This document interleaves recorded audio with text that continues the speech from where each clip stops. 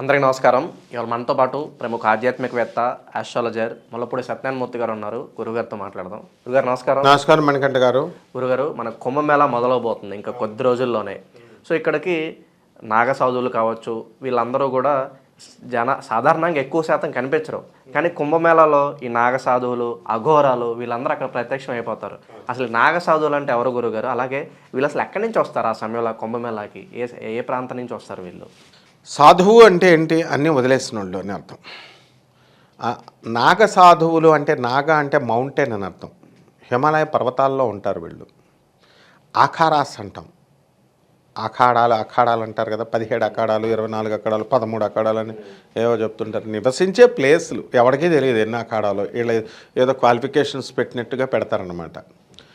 ఆ అఖాడాస్లో లేదా హిమాలయ పర్వతాలలో వీళ్ళు పాపం దిగంబరులై ఉంటారు. వీళ్ళు అన్నీ వదిలేస్తారు, ఫ్యామిలీని వదిలేస్తారు, వాళ్ళే వదిలేసుకుంటారు. వాళ్ళ కోరికలు కూడా పెద్దగా ఏమీ ఉండవు. వీళ్ళకి ఏంటంటే నాగసాధువులు వీళ్ళ దగ్గర వారియర్స్ కింద, అంటే వీర సైనికుల్లాగా కత్తి ఉంటుంది, త్రిశూలం ఉంటుంది.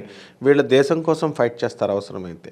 ఇంకా అఘోరాల దగ్గర కొంత బ్లాక్ మ్యాజిక్స్ ఉంటాయి, వాళ్ళు చేతబడులు అవి చేస్తారు, బ్లాక్ మ్యాజిక్స్. వీళ్ళ దగ్గర అది ఉండదు. సాధువులు అలా చేయరు. నాగసాధువులు అలా చేయరు. ఎప్పుడు శివుడిని ఆరాధిస్తూ అలాగే ఉండిపోతారు అక్కడ. శివుడిని విపరీతంగా ఆరాధిస్తూ ఉంటారు. వీళ్ళు చుట్టలు కూడా ఎందుకు తాగుతారు అంటే, పొగ ఎందుకు తాగుతారు అంటే, పాపం అక్కడ ఆ చలిని తట్టుకోలేక 24 గంటలు వాళ్ళు ఆ చలిని మౌంటైన్స్లో, హిమాలయ మౌంటైన్స్లో చేసుకోవడం కోసం అక్కడ మంటను కాగుతారు, ఆ పొగని తాగుతారు. అందుకోసం అనమాట. వీళ్ళు ఏం చేస్తారంటే, మొట్టమొదటగా వీళ్ళు పుట్టిన తర్వాత వీళ్ళకు ఉపనయనం ఎలాగ చేస్తామో అలా బ్రహ్మచర్యం చేస్తాము అని ఒక శపథం చేయిస్తారు గురువు. చేయించిన తర్వాత యాస్థెటిక్ ఆస్పెక్ట్ ఆఫ్ లైఫ్ని స్ట్రిక్ట్గా పాటిస్తారు. బ్రహ్మచర్యాన్ని స్ట్రిక్ట్గా పాటిస్తారు. రెండవది, వాళ్ళు భయంకరులు కాదు, ప్రమాదకరం కాదు. ఆ తర్వాత వాళ్ళు స్వపిండం పెట్టేసుకుంటారు. మేము చచ్చిపోయామని చెప్పేసి పిండం పెట్టేసి వాళ్ళే ఫ్యామిలీకి పెట్టేస్తారు వీళ్ళు పిండం. ఇది మొట్టమొదట అంటే ఇంకా బంధాలు లేవు, కుటుంబం నుంచి దూరంగా వెళ్ళిపోతారు. ఇంకా మళ్ళీ కుటుంబంతో కలిసే సమస్య ఉండదు. వాళ్ళ పూర్వనామం అంతా కూడా మారుతుంది. అవధూతలు అవుతారు. ఆచార్య ప్రియతోషానంద అవధూత, ఆచార్య సత్యదేవానంద అవధూత, ఇలా అనమాట. ఆచార్య ఫస్ట్ వస్తుంది, లాస్ట్లో అవధూతలు అవుతారు. ఇప్పుడు ఈ నాగసాధువులు కావచ్చు, అఘోరాలు కావచ్చు, వస్త్రధారణలో తేడా ఉంటుందా? రెండింటిని మనం వీళ్ళు అని గుర్తించవచ్చా మనం? డెఫినెట్గా. ఎలా ఉంటారు గురుగారు? అసలు గొడ్డలు వేసుకోరు వీళ్ళు ఎవరు కూడా. అంటే సివిలైజేషన్లోకి కుంభమేళాకు వచ్చినప్పుడు మాత్రమే వేసుకుంటారు. మామూలుగా దిగంబరులు వీళ్ళు. అయితే మరి చలికి తట్టుకోలేక వేసుకుంటే వేసుకోవచ్చు, అది వేరే విషయం. నాగసాధువులు కాషాయ వస్త్రాలని ధరిస్తారు. అఘోరీలు కాషాయ వస్త్రాలు ధరించాలని నిబంధన ఏమి లేదు.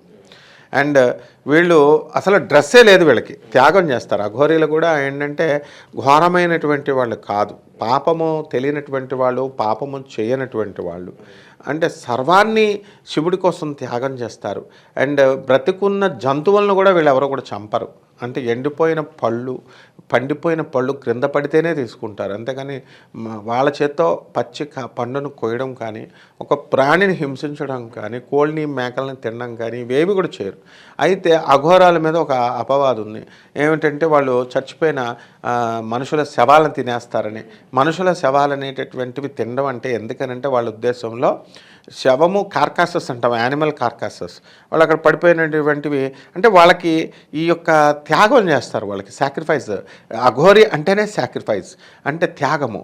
అంటే వాళ్ళకి డిఫరెన్స్ తెలియదు, బతుకున్న దానికి చనిపోయిన దానికి అన్నీ కూడా తేడా తెలియదు వాళ్ళకి. అంతా కూడా చనిపోయిన తర్వాత ఆ యొక్క ఫుడ్లో అది పళ్ళు ఫలాలు తినడానికే ఉన్నట్టుగా తింటారు.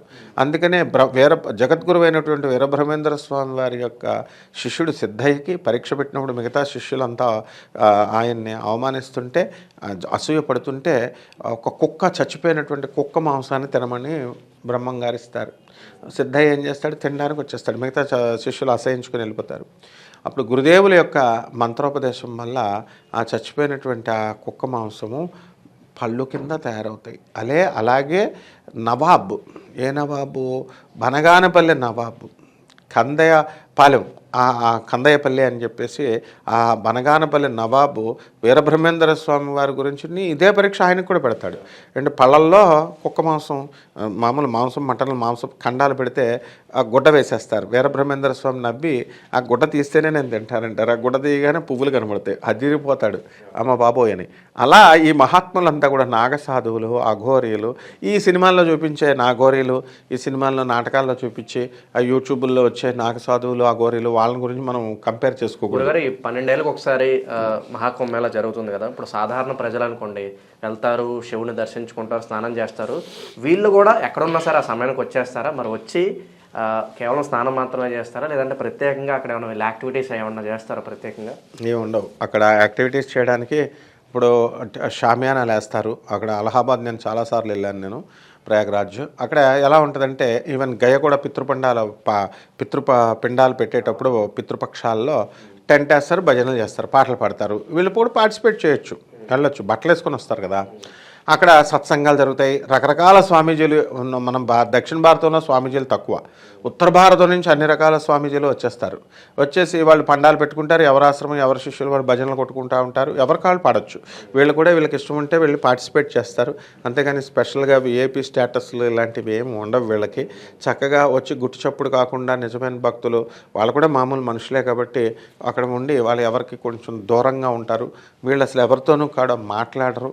పెళ్లి చేసుకున్న వాళ్ళని ఇప్పుడు మంత్రేశానంద అవధూత అని ఒక నాగసాధువు, ఆయన ఆనంద్ మార్గ్కి సంబంధించినటువంటి గురుగారు, ఆచార్యులు. ఆయన నేను ఒకసారి గురుగారు ఎందుకు మీరు బ్రహ్మచర్యం చేస్తున్నారు, అందరూ పెళ్ళిళ్ళు ఎందుకు చేసుకోరు అని అంటే, ఒక ఆడదాని పక్కలో పడుకుంటావా అని అంటే అంత వైరాగ్యాన్ని తెచ్చుకుంటారు.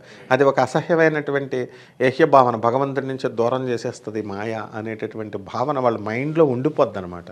కాబట్టి వాళ్ళు ఎట్టి పరిస్థితుల్లో ఏ నాగసాధువు కూడా ఆడదాన్ని ముట్టుకోడు అండ్ ఆ మాయలో పడరు వాళ్ళు. అఘోరీలు కూడా అంతే. కాబట్టి ఎంతసేపు వాళ్ళకి శివధ్యానము, ఆ పరమేశ్వరుడి యొక్క ధ్యానంలోనే ఉంటారు. అలా వాళ్ళందరూ ఏం చేస్తారంటే ఈ యొక్క కుంభమేళా స్టార్ట్ అయిపోగానే టక్మని అక్కడ ప్రత్యక్షమైపోతారు, స్నానాలు చేస్తారు, టక్మని మాయమైపోవచ్చు, లేకపోతే అక్కడ పార్టిసిపేట్ చేయొచ్చు. కామన్ మ్యాన్కి వెళ్ళి వాళ్ళు అవకాశం ఇవ్వరు. ఎందుకంటే వీళ్ళ కోరికలు, వాళ్ళకి పవర్స్ ఉంటాయి. పవర్స్ ఉన్నాయని చెప్పేసి జనం వెళ్ళిపోయి నాకు ఇది ఇవ్వు అది ఇవ్వు అంటారు, ఉన్న పవర్లు పోతాయి వాళ్ళకి. కాబట్టి ఎప్పుడు కూడా జనం వెళ్ళారంటేనే అర్థం ఏమిటి, వాళ్ళని పాడు చేసేయడానికే వెళ్తారు జనం. ఇప్పుడు స్వామీజీలని మొత్తం ఇప్పుడు ఆధ్యాత్మిక ప్రవచనకారులు, మా గురువుల గారులు అందరినీ పాడు చేసేసింది ప్రజలే. ఎందుకు, గురుగారు మీరు దేవుడండి, గురుగారు మీ ఆవిడ దేవతండి, ఇట్లా లేడీ అఘోరి విషయంలో కూడా మనం చూసాం. హల్చల్ జరిగింది, ఫేక్ అని ప్రచారం జరిగింది, అందరూ కూడా ఆవిడతో ఇంటర్వ్యూలకు లైన్లో కట్టేసి వెళ్ళిపోయారు. అలాగే వెళ్ళిపోతారు. అంటే మనకు పవర్స్ ఉన్నాయి అని అంటే ఇంకా అప్పుడు పాపం మన గురువుగారు అయినటువంటి నండూరు శ్రీనివాస్ గారు ఆవిడ టోపీ అమ్మ అని అవధూత అని చెప్పినందుకు గాను జనాలు వెళ్ళిపోతారు, విమర్శించే వాళ్ళు విమర్శిస్తారు, ఇట్లా అనమాట రకరకాలు చేసేస్తారు. కాబట్టి ఈ ఇందులో నాగసాధువులు వీళ్ళందరూ కూడా ఎందుకు చేస్తారు అంటే సాధన స్నానాలు, సన్ స్పాట్ సైకిల్ ఉంటుంది. అంటే సూర్యకాంతి పడాలి, దాని నుంచి పడి వృషభ రాశిలో గురుడు, మకర రాశిలో సూర్యుడు వచ్చినప్పుడు ఆ కాలం అంటే చలికాలంలో ఎలా చలి ఎలాగ వస్తుంది, వర్షాకాలంలో చల్లగా, ఎండాకాలంలో ఎండ ఎలా వస్తుంది, క్లైమేట్ చేంజ్. అట్లా మ్యాగ్నెటిక్ ఫీల్డ్ ఎర్త్ నుంచి భూమి ఈంతుంది అన్నట్టుగా భూమి యొక్క మ్యాగ్నెటిక్ పవర్ పెరుగుతుందన్నమాట. సైన్స్ సపోర్ట్ చేస్తుంది దానికి. అప్పుడు ఆ సన్ స్పాట్ లైఫ్ ఏం చేస్తుందంటే ఏ శాస్త్రవేత్తనన్నా చెప్పమను. నేను ఫిజిక్స్ ప్రొఫెసర్ని. నేను నాసా, ఇస్రో, డిఆర్డిఓలో ఉన్నటువంటి సైంటిస్టులంతా కూడా నాతో డైలీ టచ్లో ఉంటారు. వాళ్ళు నాతో మాట్లాడుతూ ఉంటారు. మరి ఎవరినైనా చెప్పమని నేను చెప్పిన పాయింట్ రాంగ్, అది ఎవరు చెప్పలేరు. కారణం ఏంటంటే ఆ సన్ స్పాట్ లైట్, ఆ సైకిల్, నీళ్లు ఆ సమయంలో గురుడు బృహస్పతి ఉన్నటువంటి వృషభ రాశిలో ఉన్న సమయము, మకర రాశిలో సూర్యుడు ఉన్న సమయంలో, సూర్యుడు మకర రాశిలోకి వెళ్ళిన సందర్భంలో ఆ సమయంలో ఈ యొక్క వాటర్లో ఉన్నటువంటి మ్యాగ్నెటిక్ ఫీల్డ్ని ఎన్హాన్స్ చేస్తుంది, పెంచుతుంది. అప్పుడు ఆ వాటర్ మ్యాగ్నెటిక్ ఫీల్డ్ అంటుకుంటుంది వాటర్కి. అప్పుడు మనం స్నానం చేసినప్పుడు మన బాడీలో హీలింగ్ పవర్ వచ్చేసి స్పిరిచువల్, ఆఫ్టర్ ఆల్ శరీరంలో రోగాలు కాదు, ఆత్మకున్న రోగాలే పోగొట్టేస్తుంది. ఆత్మకున్న డిప్రెషన్స్, పిచ్చి వాళ్ళందరూ వెళ్ళి స్నానం చేసి అంత పిచ్చి తగ్గిపోద్ది. ఎలాగంటే ఇప్పుడు మనకి ఈ యొక్క మ్యాగ్నెటిక్ హీలింగే కాకుండా మనకి ఇప్పుడు ఒక మామూలు ఐరన్ రాడ్ తీసుకోండి, మ్యాగ్నెట్ నిలకలక రుద్దితే, ఒక పిన్నిస్ని రుద్దితే ఇండక్షన్ ఆఫ్ మ్యాగ్నెటిజం అంటాం. అంటే మామూలు పిన్కి మ్యాగ్నెట్ని బాగా రుద్దితే బై ఇండక్షన్ ముట్టుకోవడం వల్ల దీనికి మ్యాగ్నెటిజం పవర్ వస్తుంది. పరశువేది అనేటటువంటిది ఒక ఇనుమును ముట్టుకుంటే అది బంగారం కింద మార్చేస్తుంది. ఆ విధంగా ఆ సమయంలో మనకి ఈ యొక్క నదికి, ఈ కుంభమేళ, గంగా, యమున, సరస్వతి డివైన్ వాటర్స్ అవి. అది శ్రీ మహావిష్ణువు పాదాల నుంచి పుట్టింది. బ్రహ్మదేవుడు సృష్టించినటువంటి సృష్టి అవి నదులు. 3 లోకాల నుంచి వచ్చేది ఒక తల్లి అయితే, డైరెక్ట్ స్వర్గలోకం నుంచి మనల్ని తరించడానికి యమునా, సరస్వతి నదులు వచ్చినాయి. ఈ 3 నదులు కలయిక అనేది అసంభవం. 3 మేధావులు ఎక్కడ కలవరు కదా, మల్టీ స్టారర్ ఫిల్మ్ లాగా 3 నదులు కలిసిన చోట ప్లేస్ కాబట్టి ఆ సంగమాల్లోనే జగద్గురువులైనటువంటి దత్తాత్రేయ స్వాముల వారు భీమా అమరజ నది సంగమంలోనే ఉంటారు వీళ్ళంతా.